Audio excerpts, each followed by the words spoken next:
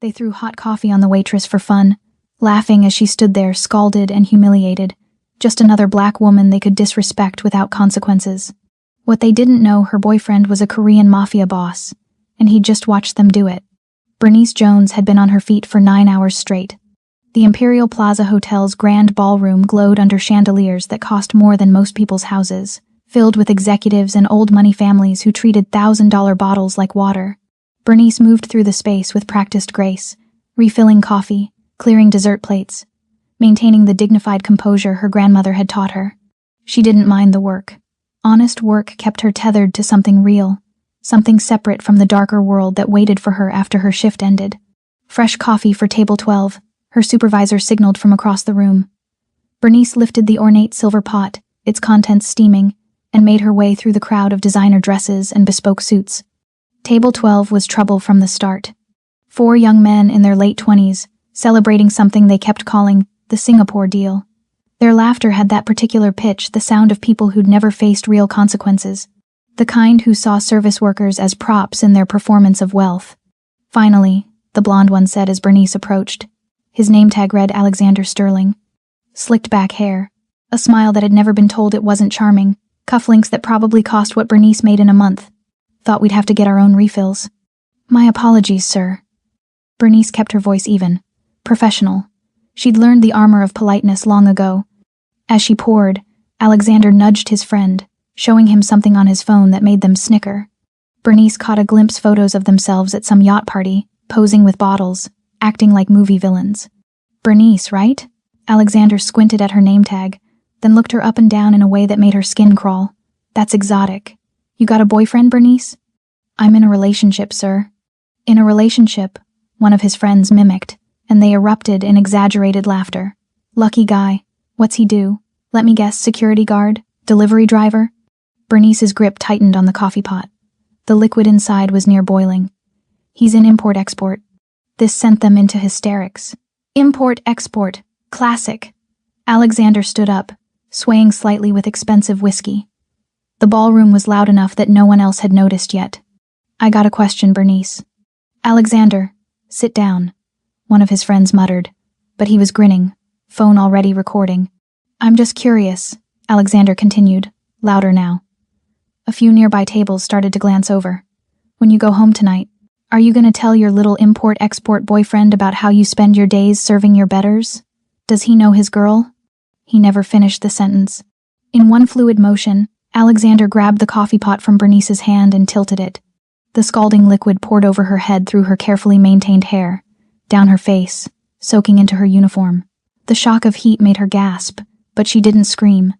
Didn't give them that satisfaction. The table erupted. They were howling, doubled over, phones out capturing every second. Oh my God, did you see her face? That's going viral. Someone make that a meme.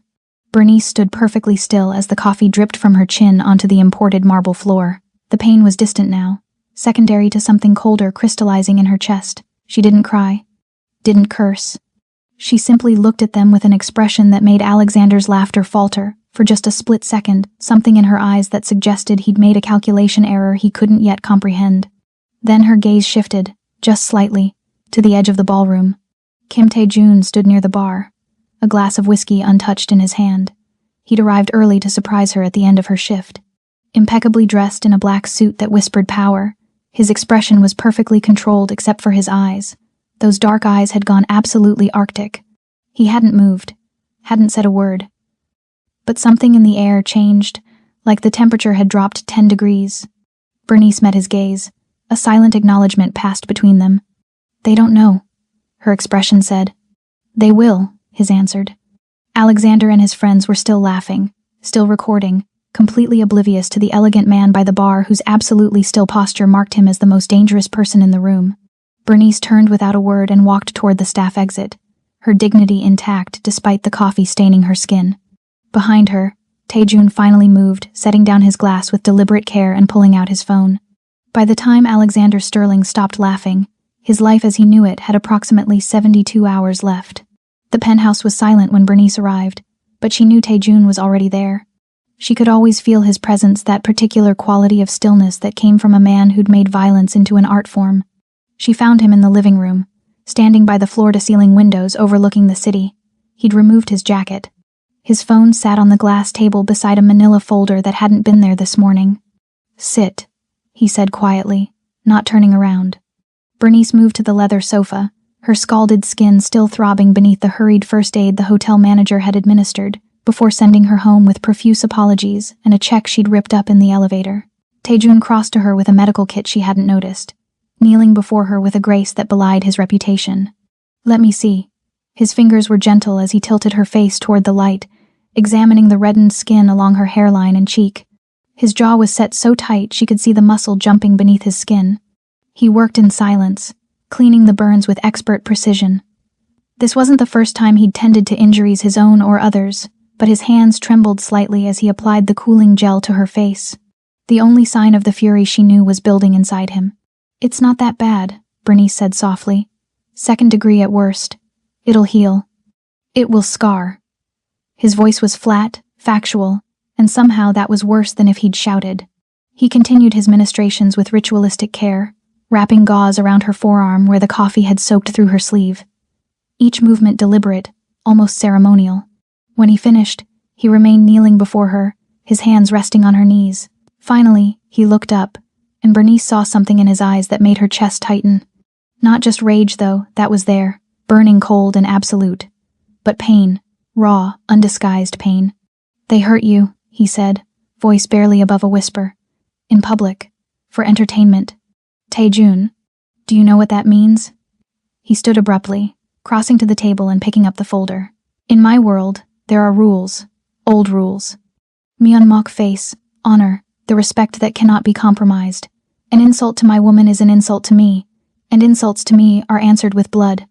He opened the folder, laying out photos across the table.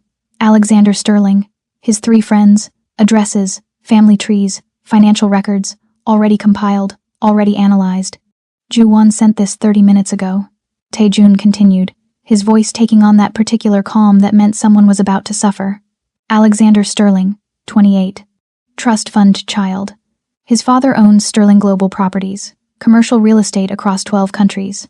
The others are the same. Wealthy. Connected. Untouchable." He turned to face her fully, and Bernice saw the man who'd built an empire in the shadows, who'd climbed over bodies to reach the top of the Korean underworld's hierarchy. They think their money makes them gods. They think there are no consequences because there never have been. He moved toward her again, cupping her bandaged face with both hands. "They burned you, Bernice. They humiliated you. They laughed. What are you going to do?" Something flickered in his expression, not quite a smile. Too cold for that. In the old days, I would have had them in a warehouse within the hour. By morning, their families would have been identifying bodies. He pressed his forehead to hers, careful of her injuries. "But you've made me better than that. More patient. More creative." He pulled back, and now his eyes held a calculated darkness that Bernice recognized. This was the man who'd orchestrated hostile takeovers of rival organizations without firing a single shot. Who'd bankrupted competitors through legal channels before crushing what remained in the shadows. "I'm going to take everything from them," Taejun said simply. "Their money, their status, their futures, and I'm going to make sure they know exactly why it's happening. By the time I'm finished, Alexander Sterling will understand that the cost of a $5 cup of coffee was his entire world." He kissed her forehead gently, a stark contrast to the promise of destruction in his words. "No one touches what's mine. No one." Ju-won arrived at dawn, carrying a leather briefcase and the particular expression he wore when he'd found someone's weakness.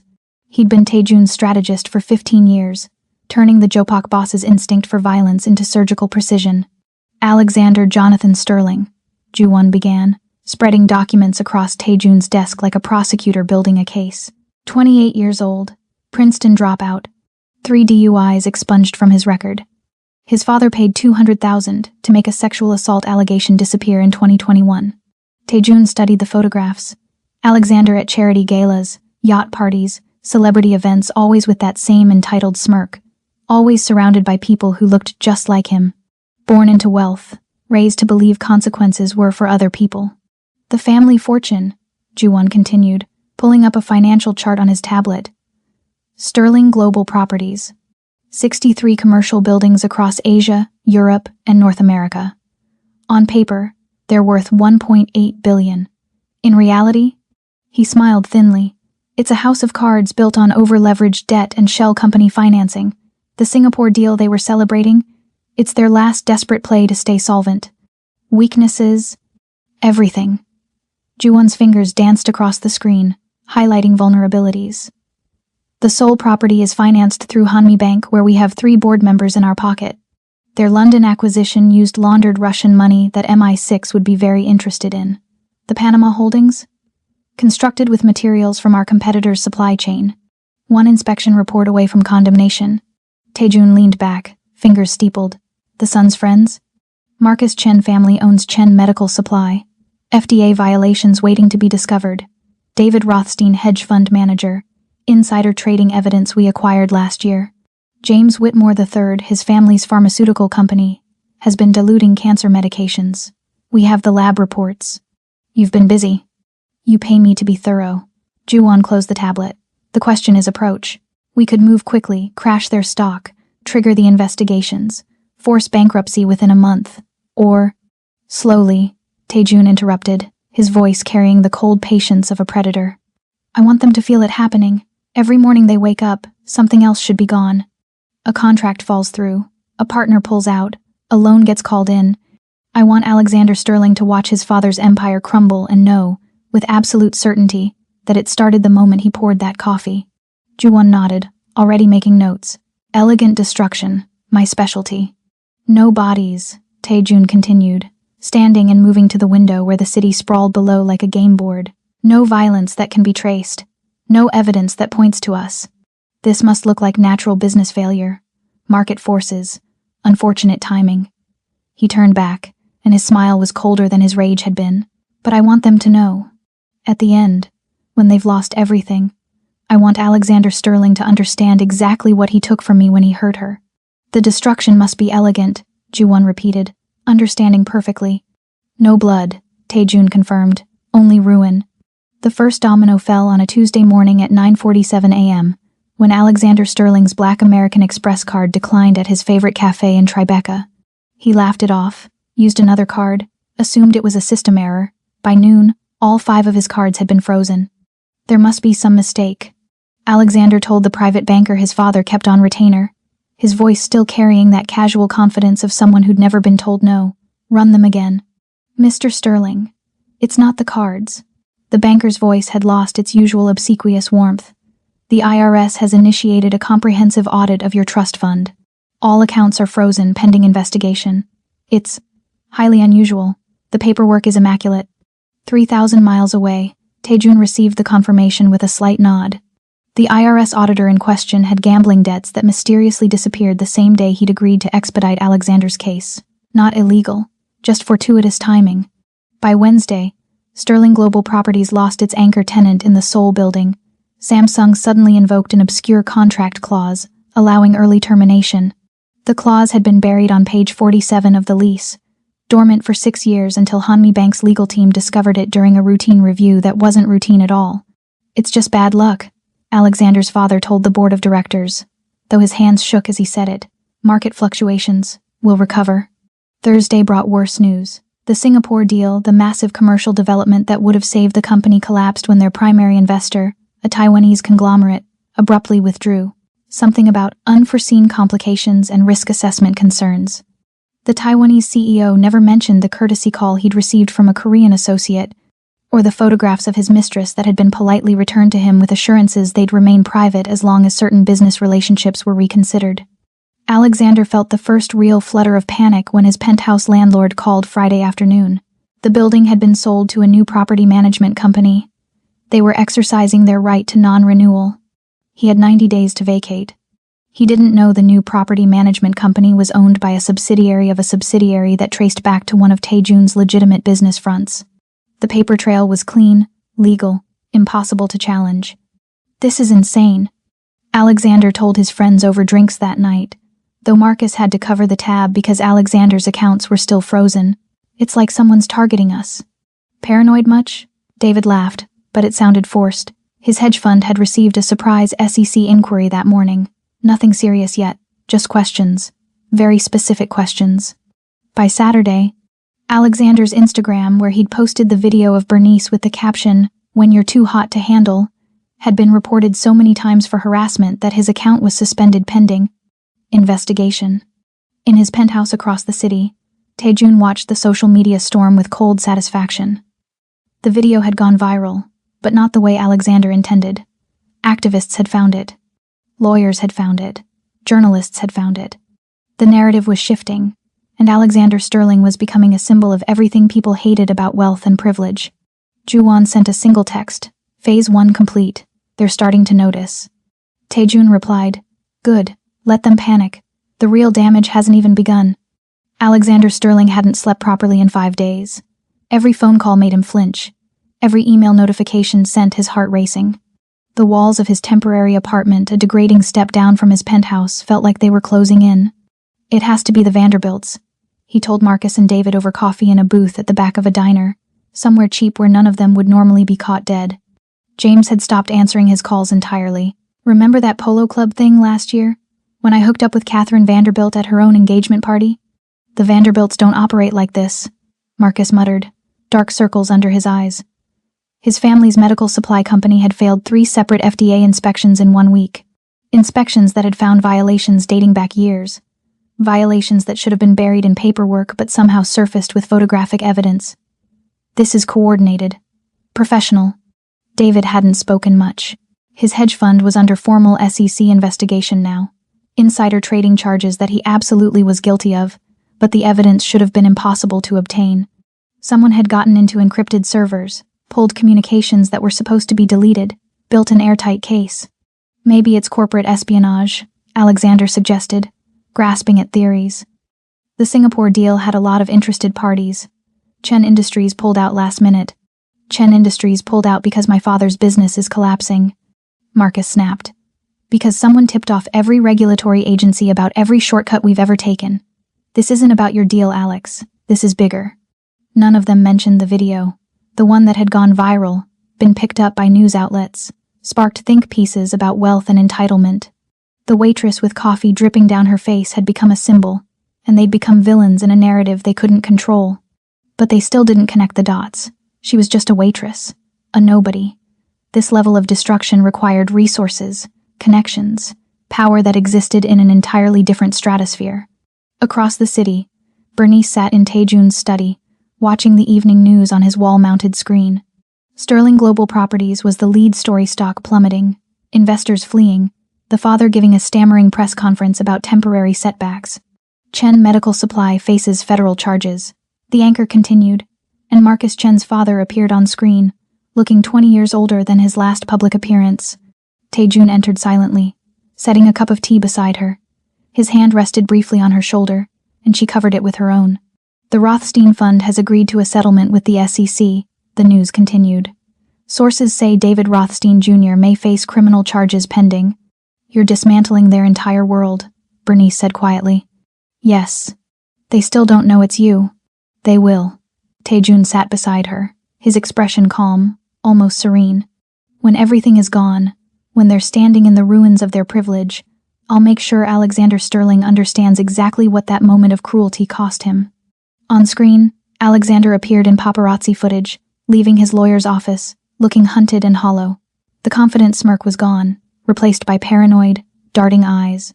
"He looks scared," Bernice observed. "Good." Taejun's hand found hers. "He should be. Fear is just the beginning." The burns on Bernice's face were healing, but the scars would remain. Light, barely visible, but permanent. She touched them absently as she watched the men who'd marked her unravel on national television. She should have felt satisfaction. Instead, she felt something colder. The understanding that she'd crossed a threshold she couldn't return from. The man beside her had weaponized his empire for her dignity, and there was no putting that power back in its box. "How much further?" she asked.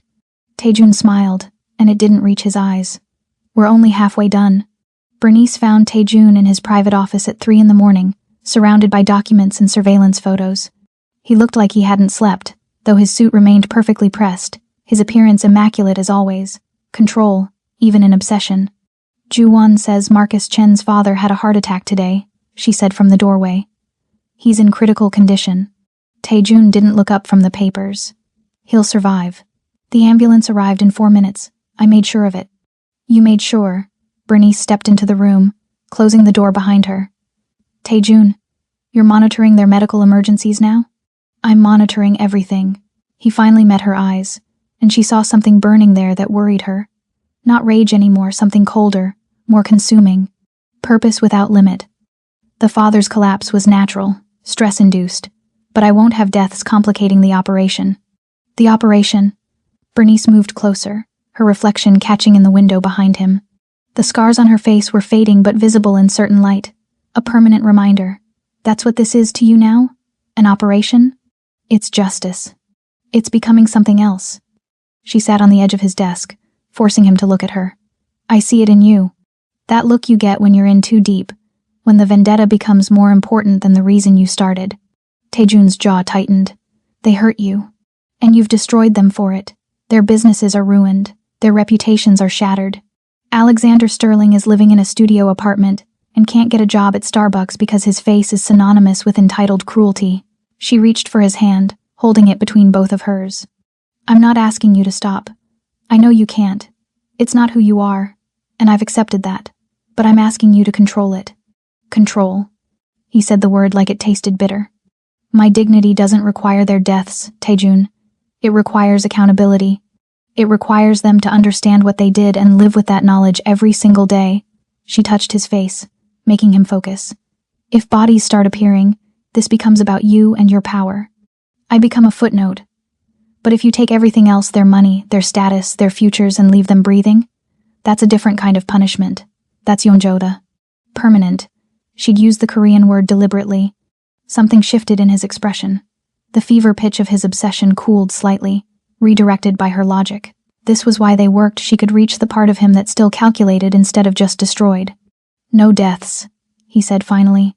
But everything else is forfeit. Everything else, Bernice agreed. Alexander Sterling will live long enough to understand exactly what he lost and why. He'll spend decades knowing that one moment of cruelty cost him his entire future. Taejun pulled her closer, his forehead resting against hers. But he will live. They all will. Is that enough? It's perfect. She kissed him softly. Ruin them. Just don't become a monster to do it. Too late for that, he murmured against her lips. Then be my monster, the one who loves me enough to stay controlled. He pulled back, studying her face with an intensity that would have frightened anyone else. Then he nodded once, a promise sealed. No blood, Taejun said. Only ashes. Robert Sterling had aged 20 years in 3 weeks. The man who entered the private dining room of the Lotus Garden restaurant looked nothing like the commanding real estate mogul who'd graced Forbes covers. His suit hung loose on a frame that had shed weight from stress. His hands trembled slightly as he clutched his briefcase. Taejun sat at the far end of the table, positioned so the light fell across his face in a way that made his expression unreadable. He'd chosen this restaurant deliberately, one of his legitimate holdings, elegant and private, where conversations disappeared into soundproofed walls. Mr. Kim, Robert began, his voice hoarse. Thank you for agreeing to meet. I understand you're a very difficult man to reach. I make exceptions for interesting opportunities. Taejun gestured to the chair across from him. Please, sit. Robert practically collapsed into the seat, setting his briefcase on the table with shaking hands. I'll be direct. Sterling Global Properties is facing a perfect storm of setbacks. Market conditions, regulatory scrutiny, investors pulling out, it's unprecedented. But the foundation is solid. With the right capital infusion, we can weather this and emerge stronger. How much? 50 million. Robert pulled out projections, spreadsheets, documents that Taejun didn't bother looking at. Full partnership terms, priority returns, seat on the board. You'd essentially own 40% of a company that, once recovered, will be worth... Why me? Taejun interrupted, his tone polite but cold. Robert hesitated.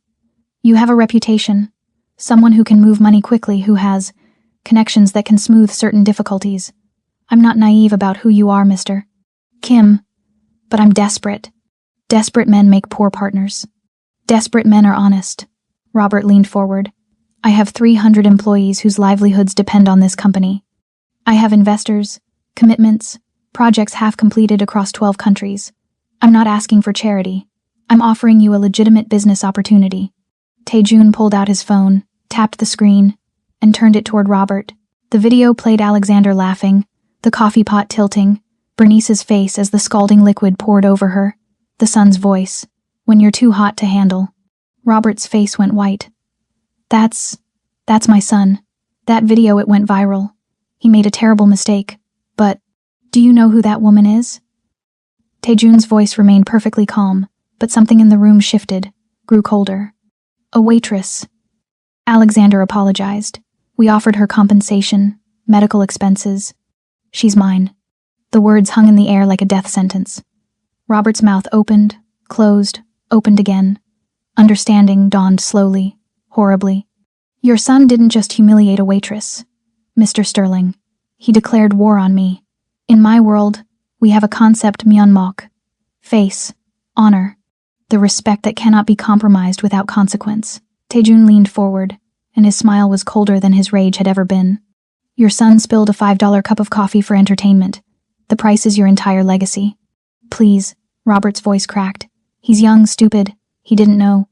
Ignorance isn't immunity. It's just another form of arrogance. Taejun stood, buttoning his jacket. Your company will collapse, Mr. Sterling. Your son will spend his life understanding what that moment cost, and you'll spend yours knowing you couldn't protect either. I'll give you anything. You have nothing I want except your ruin. Taejun paused at the door. It's already paid, in Myeonmok. The text message came from a blocked number. Your father needs you. Warehouse District, Pier 47. Come alone or he dies. Alexander Sterling had nothing left to lose, and everything to fear. His father had disappeared 2 days ago, last seen leaving that disastrous meeting with the mysterious investor. The police had been useless. Private investigators found nothing. And now this. He arrived at the abandoned warehouse just after midnight, his hands shaking as he pushed open the rusted door. The space inside was surprisingly clean, well lit by portable work lights that cast harsh shadows across concrete floors. And there, in the center, sat a single chair facing a camera on a tripod. Behind it stood a man Alexander had never seen before, but somehow recognized instantly. Impeccably dressed in a black suit, dark hair swept back, expression calm and absolutely terrifying in its composure. Mr. Sterling, Taejun said pleasantly. Please, sit. We have business to conclude. Where's my father? Alexander's voice cracked. The message said, Your father is at home, safe, probably drinking himself into oblivion over his failures. Taejun gestured to the chair. The message was a courtesy. I could have simply had you taken, but I wanted you to come willingly. To understand you still have choices, even now.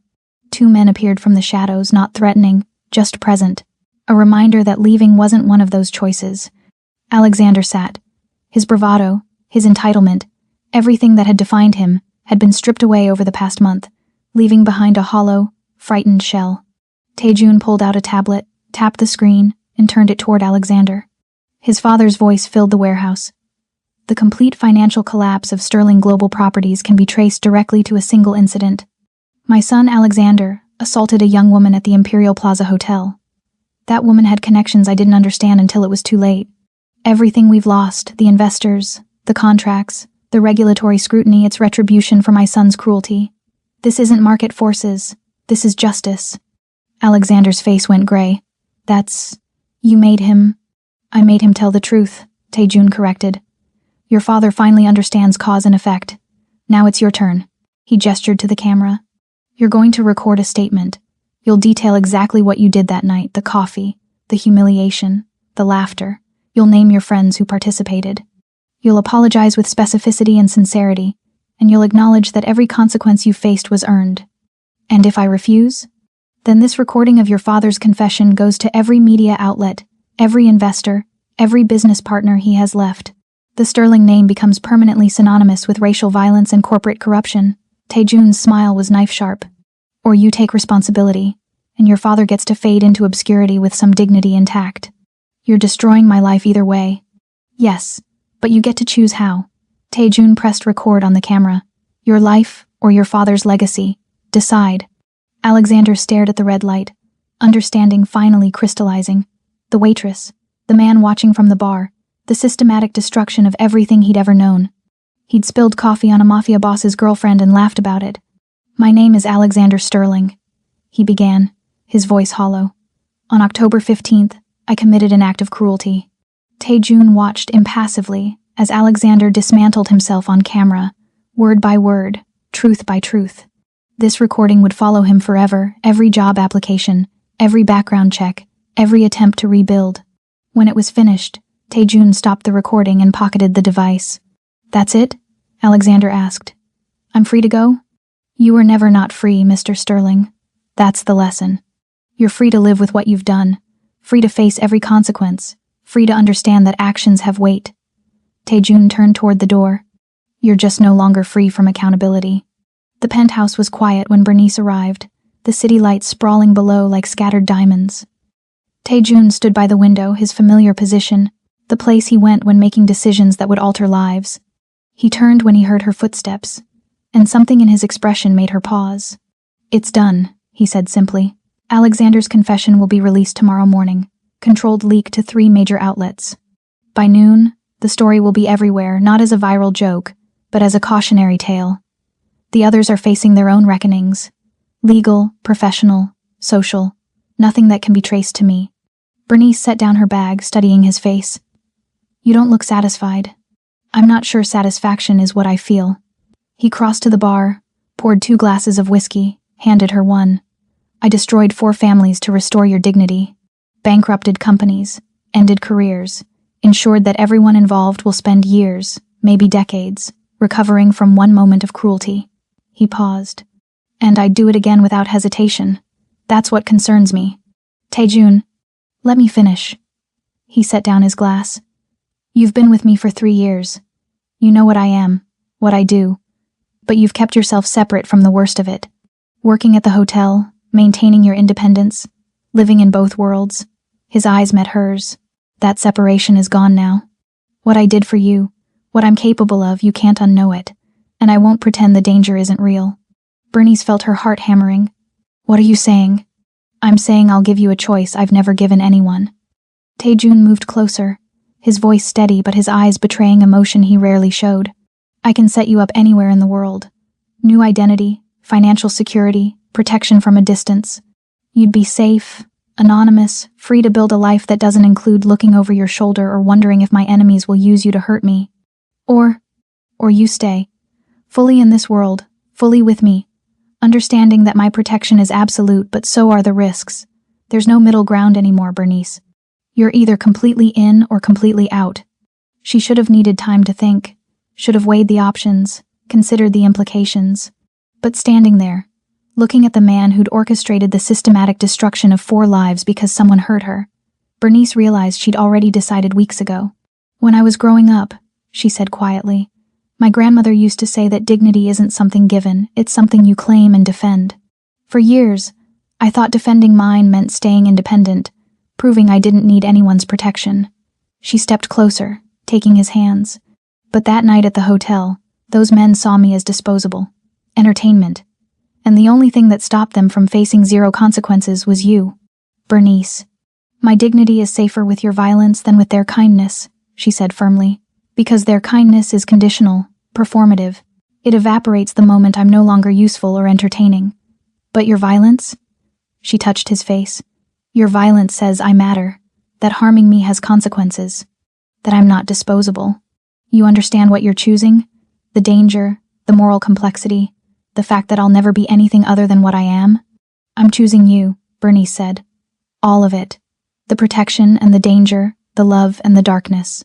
I'm choosing to stop pretending I can live halfway in your world."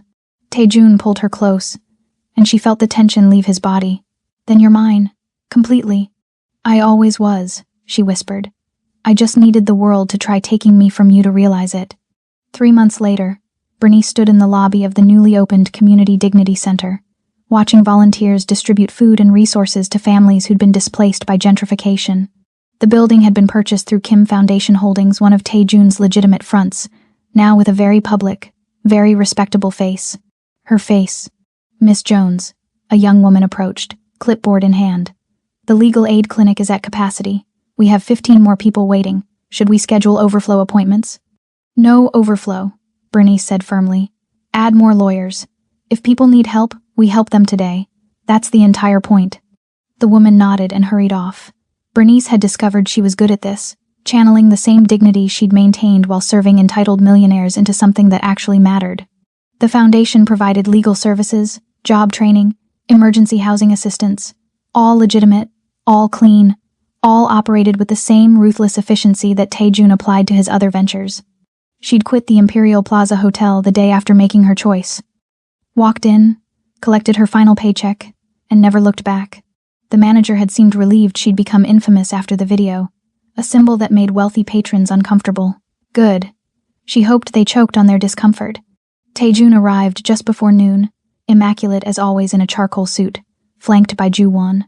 To anyone watching, he was a successful businessman checking on his charitable investment. Only Bernice saw the way his eyes tracked every exit, every person, the constant calculation of threats and angles. "How's our social conscience today?" he asked quietly, pressing a kiss to her temple. "Expensive," she replied with a slight smile. "We're burning through the quarterly budget in 6 weeks. Then we'll double it." He glanced around the bustling center. "This is good for the community, and good for us." Good for legitimacy, he meant. Good for reputation laundering. Bernice didn't pretend otherwise. The foundation was partially genuine charity and partially calculated image management. She'd made peace with the duality. "Have you seen today's news?" Ju-won asked, pulling up his tablet. Alexander Sterling's face appeared a booking photo from a shoplifting arrest. "Can't find work, trust fund gone, living in subsidized housing." He tried using a fake name on the job application. They found the video anyway. Bernice studied the photo. Alexander looked 40, not 28, hollow-eyed and broken. His friends had scattered to similar fates. Marcus, working retail after his family disowned him. David banned from finance permanently. James disappeared entirely after his family's pharmaceutical scandal. "Good," she said simply. Taejun's hand found hers, and she squeezed it. No regrets, no second thoughts. These men had seen her as nothing, and in return, they'd become nothing. Perfect symmetry. That evening, back at the penthouse, Bernice stood at the window where Taejun usually contemplated his empire. He joined her, wrapping his arms around her waist from behind. "Any doubts?" he asked. "None." She leaned back against him. "I'm doing real good with money from real bad sources, and I sleep fine." "That makes you dangerous." "That makes me yours." She turned in his arms. "We're building something here. Something that matters, even if the foundation is mortar mixed with blood money." "The best empires always are," Taejun murmured. "And you're the only person I trust to keep mine human." Below them, the city glittered with possibility and threat, fortune and ruin, all the contradictions that had always existed. But up here, in this space they'd carved out together, Bernice Jones and Kim Taejun had created their own balance, her dignity and his violence, her conscience and his power, inseparable and absolute. The scars on her face had faded to thin lines, visible only in certain light. She touched them absently, remembering. "Do you ever regret how far you went?" she asked. Taejun's answer was immediate. "Only that I didn't go further." She smiled, dark and satisfied. Good answer.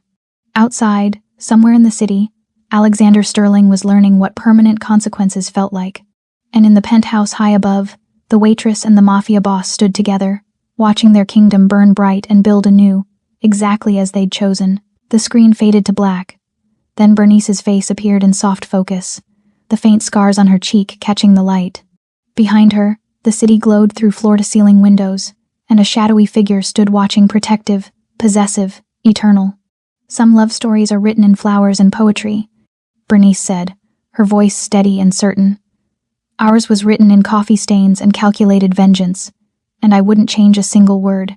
If you enjoyed watching Alexander Sterling learn that cruelty has consequences, and you want more stories where love doesn't forgive, it avenges, then you need to subscribe to Ruthless Romance Tales right now. Hit that subscribe button below and turn on your notifications, because we bring you new stories every single week. Stories where dignity is demanded, not requested, where protection comes with teeth, where love is ruthless, possessive, and absolutely unforgiving.